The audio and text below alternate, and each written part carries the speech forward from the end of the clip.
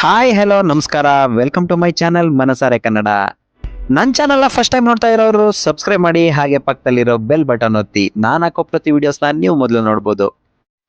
Pizza ವಿಶ್ವದಾದ್ಯಂತ ಪಾಪ್ಯುಲಾರಿಟಿಯನ್ನ ಪಡೆದಿರುವಂತಹ pizza, ಇದ್ರ ಮೂಲ ನಿಮಗೆ ಗೊತ್ತಾ? 10ನೇ ಶತಮಾನದ್ದು ಅಂತ ನಿಮಗೆ ಗೊತ್ತಾದ್ರೆ ಖಂಡಿತ ಶಾಕ್ ಆಗ್ಬೋದು. ಅದು ನಿಜ ಕೂಡ. 10ನೇ ಶತಮಾನದಲ್ಲೇನೆ ಪಿಜ್ಜಾ ಹುಟ್ಟಿತ್ತು. ಫ್ಲಾಟ್ ಬ್ರೆಡ್ ಮೇಲೆ ಟಾಪಿಂಗ್ಸ್ನ ಹಾಕೊಂಡು ತಿಂತಾ ಇದ್ರಂತೆ ಆಗಿನ ಕಾಲದಲ್ಲಿ. ಅದು ಯಾವಾಗ ಅಂದ್ರೆ 5ರಿಂದ 6ನೇ ಶತಮಾನದಲ್ಲಿ. ನಂತರ ಹೊಸ ರೂಪವನ್ನ ಪಡ್ಕೊಂಡು ಮಾಡರ್ನ್ ಪಿಜ್ಜಾ ಆಗಿ ಬದಲಾಗಿ ತುಂಬಾ ಪಾಪ್ಯುಲಾರಿಟಿಯನ್ನು ಕೂಡ ಪಡೆದುಕೊಂಡದ್ದು ಮಾತ್ರ 18ನೇ ಶತಮಾನದ ನಂತರ. ಈ ಮಾಡರ್ನ್ ಪಿಜ್ಜಾ ಹುಟ್ಟಿದ್ದು ಇಟಾಲಿಯಲ್ಲಿ. 1889ರಲ್ಲಿ ಇಟಾಲಿಯ ಬಾಣಸಿಗನೊಬ್ಬ ರಾಣಿ ಮಾರ್ಗರೆಟಾಗೋಸ್ಕರ ಪಿಜ್ಜಾ ಒಂದನ್ನ ತಯಾರಿಸ್ತಾನೆ.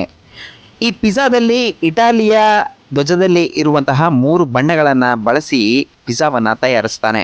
ಧ್ವಜದಲ್ಲಿದ್ದಂತಹ 3 ಬಣ್ಣ: ಬಿಳಿ ಬಣ್ಣಕ್ಕೆ ಚೀಸನ್ನ ಯೂಸ್ ಮಾಡ್ತಾನೆ, ಹಸಿರು ಬಣ್ಣಕ್ಕೆ ಬ್ಯಾಸಿಲ್ ಅನ್ನ ಮತ್ತು ಕೆಂಪು ಬಣ್ಣಕ್ಕೆ ಟೊಮೆಟೊವನ್ನ ಯೂಸ್ ಮಾಡಿ ರುಚಿಕರವಾದಂತಹ ಪಿಜ್ಜಾವನ್ನ ತಯಾರಿಸಿ ರಾಣಿಗೆ ಕಳಿಸಿಕೊಡ್ತಾನೆ. ಈ ಪಿಜ್ಜಾ ರಾಣಿಗೆ ತುಂಬಾ ಇಷ್ಟ ಆಗ್ಬಿಡುತ್ತೆ. ಹಾಗಾಗಿ ಈ ಪಿಜ್ಜಾಗೆ ಮಾರ್ಗರೆಟಾ ಪಿಜ್ಜಾ ಅಂತಾನೆ ಕೂಡ ಹೆಸರನ್ನು ಕೂಡ ಇಡಲಾಗುತ್ತೆ.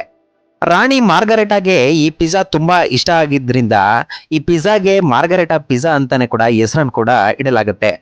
ಅಂದಿನಿಂದ ಇಂದಿನವರೆಗೂ ಕೂಡ ನಾವು ಪಿಜ್ಜಾ ಶಾಪ್ಗಳಲ್ಲಿ ಮಾರ್ಗರೆಟಾ ಪಿಜ್ಜಾವನ್ನ ನಾವು ನೋಡಿರ್ತೀವಿ ಹಾಗೂ ತಿಂದಿರ್ತೀವಿ.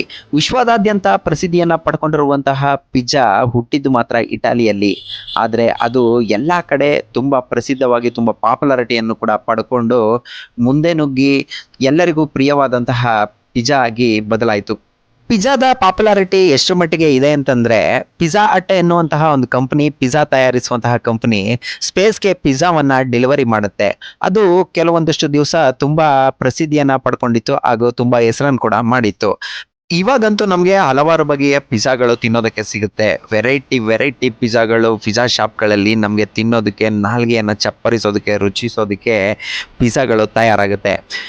ನೋಡಿದ್ರಲ್ಲ ಪಿಜ್ಜಾ ಬಗ್ಗೆ ಒಂದು ಚಿಕ್ಕ ಮಾಹಿತಿ. ಪಿಜ್ಜಾ ಪ್ರಿಯರಿಗೆ, ಪಿಜ್ಜಾವನ್ನ ಇಷ್ಟಪಡೋರಿಗೆ, ಪಿಜ್ಜಾ ತಿನ್ನೋರಿಗೆ ಈ ವಿಡಿಯೋ ಇಷ್ಟ ಆಗಿದ್ರೆ ಅಥವಾ ಈ ವಿಡಿಯೋ ಹೇಗಿದೆ ಅಂತ ದಯವಿಟ್ಟು ಕಾಮೆಂಟ್ ಮಾಡಿ ತಿಳಿಸಿ. ಹಾಗೂ ಮತ್ತಷ್ಟು ವಿಡಿಯೋದೊಂದಿಗೆ ನಾನು ಮುಂದಿನ ವಿಡಿಯೋದಲ್ಲಿ ನಾನು ನಿಮಗೆ ಸಿಗ್ತೀನಿ ಅಂತ ಹೇಳ್ತಾ, ಅಲ್ಲಿವರೆಗೂ ವಿಡಿಯೋ ವೀಕ್ಷಿಸಿದ ಎಲ್ರಿಗೂ ಕೂಡ ಧನ್ಯವಾದಗಳು.